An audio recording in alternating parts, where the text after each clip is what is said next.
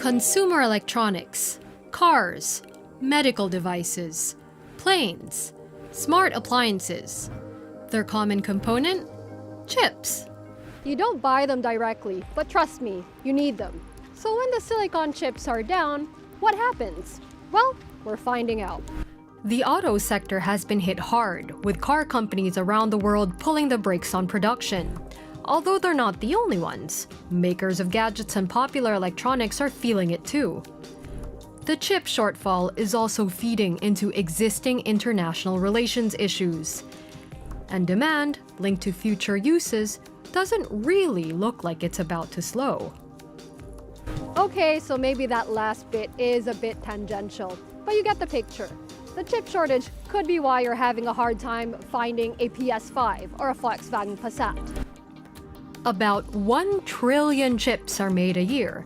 That's about 128 for every person on the planet. Suffice to say, the world runs on chips/semiconductors. So why are we coming up short? Many factors contribute to the chip shortage that we see today. The COVID-19 pandemic plays a significant role. The pandemic changed consumer behaviors. We're buying personal computers, new phones, new tablets, Xboxes, so we can work from home and to cope with the lockdowns. And companies are upgrading their digital infrastructure to enable remote working. And all these purchases are driving up the demand for chips. At the beginning of the pandemic, we have estimated an economic downturn. Industries such as the automakers, they slashed their chip purchases.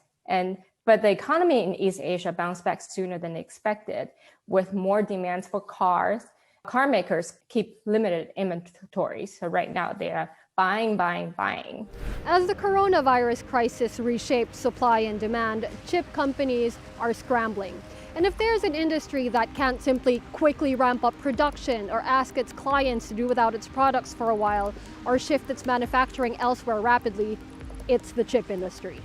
Supply chains have been spread across countries as the cost of communication has gone down, along with the cost of transportation. So this was largely seen as a good thing to spread the production of semiconductors and other high-tech components across countries, kind of based on some sort of fundamental theories of economics, and that by doing so, you could reduce the cost of production, thereby increasing efficiency. But in the past several years, as concerns over technology and technological sovereignty have grown, this has been coming to be viewed as a geopolitical risk rather than an economic benefit. Hold that thought.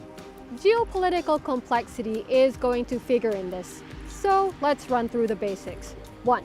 Every country in the world needs chips. 2. Chips are complicated to produce. And 3. Because the world economy runs on chips, who makes them and who is able to buy them goes a long way towards defining who stagnates and who progresses. One expert likens it to one other commodity that's seen its own share of geopolitical contentiousness. Or let's put it this way, they've been called the new oil in the digital age. Everything from your phone to your air conditioning and everything in between, of course, uses chips. And of course, as technology becomes more central, chips become more important.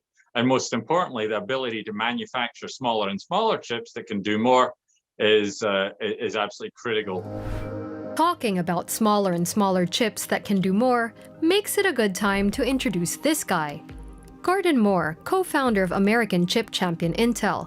In 1965, he said that the number of transistors, the active component of chips, that could fit onto one chip would double every 2 years or so, meaning computers can be expected to double their efficiency in that time as costs fall by half.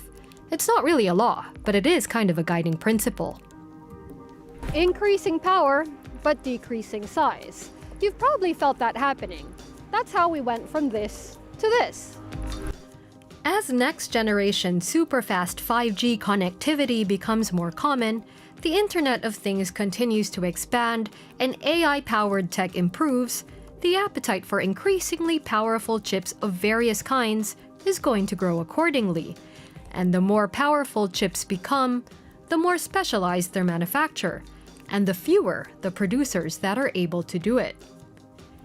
Here are the so-called Big Three of chips producers: Intel from the US, Samsung from South Korea, and TSMC from Taiwan. They're considered companies at the industry's leading edge, meaning they can make the world's most advanced chips. They're not the same kinds of companies. Samsung and Intel are what you would call integrated device manufacturers, meaning they can design, manufacture, and sell the chips from start to finish.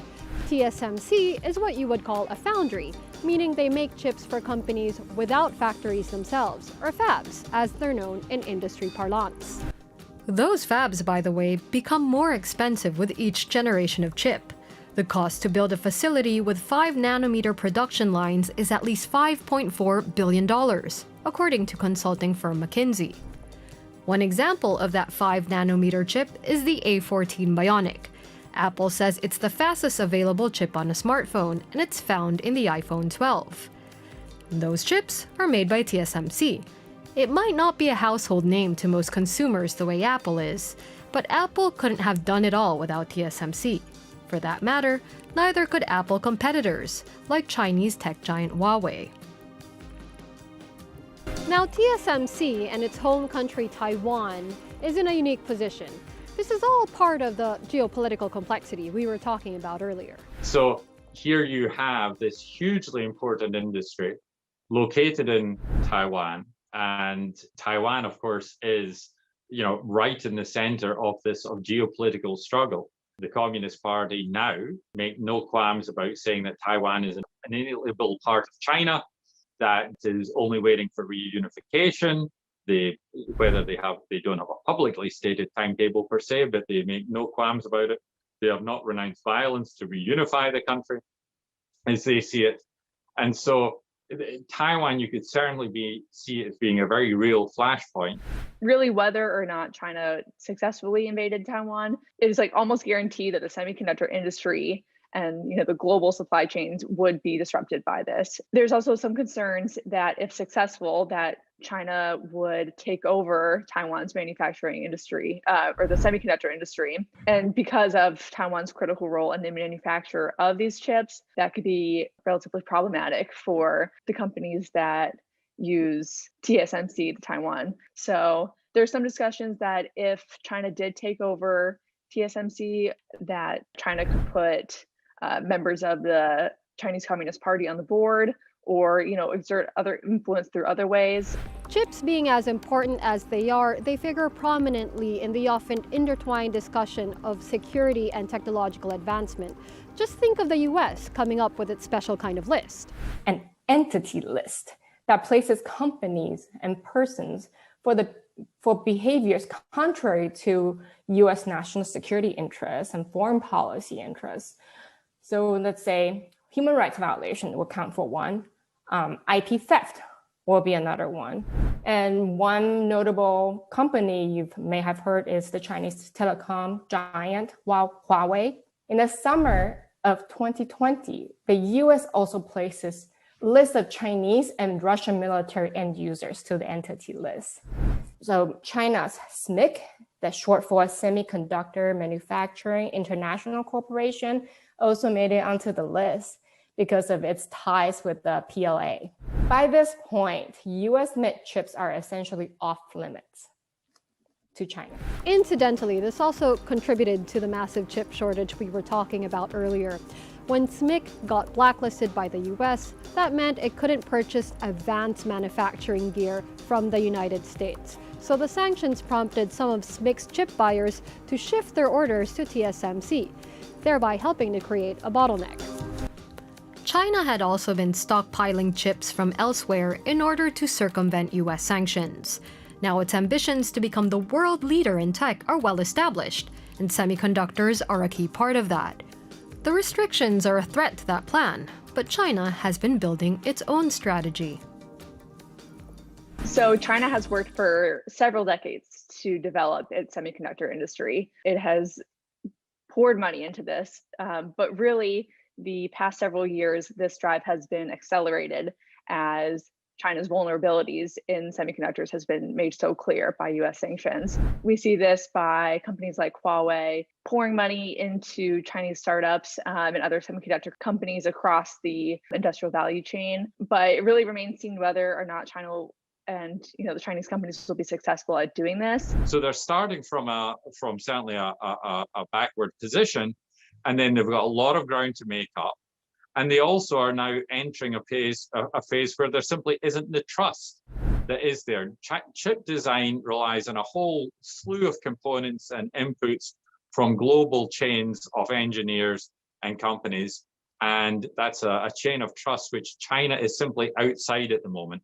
So it's going to be very difficult to simply say, in 5 years, we're going to have leading chip design companies. You can look across a number of industries in China, whether it be, high-tech industries, difficult industries like commercial airlines. China's been trying to do that for 30 years with very little success. For the size of its economy, it may demand great things, it may put them in the plan, there may be political imperatives, but it takes a lot of work to get there, and there is no certainty they're going to get there from where they are today.